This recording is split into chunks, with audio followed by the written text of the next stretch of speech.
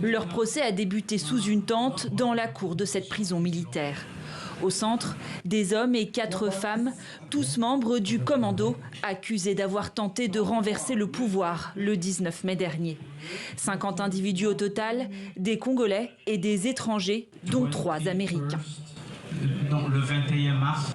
My mother's name is Rebecca Ann Higby.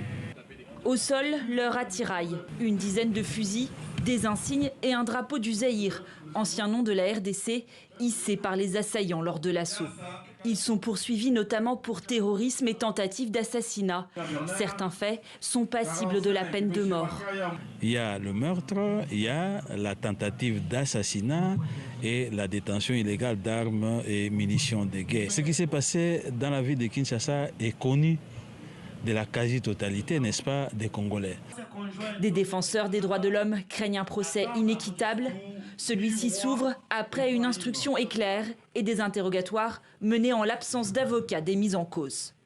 Nous, notre rôle, c'est de voir dans quelle mesure nous pouvons tirer nos clients de ces sanctions ou de ces peines qui paraissent très, très lourdes. Il y en a qui ont été torturés. Il y en a qui portent encore des traces même sur ses mains, comment ils avaient été ligotés comme une chèvre. Et nous comptons soulever ça devant les tribunaux. Sur le banc des accusés figure notamment Jean-Jacques Wondo, un belgo-congolais arrêté 2 jours après l'attaque. Cet expert militaire, qui conseillait depuis peu le nouveau chef des renseignements congolais, est soupçonné de liens avec la tête du commando.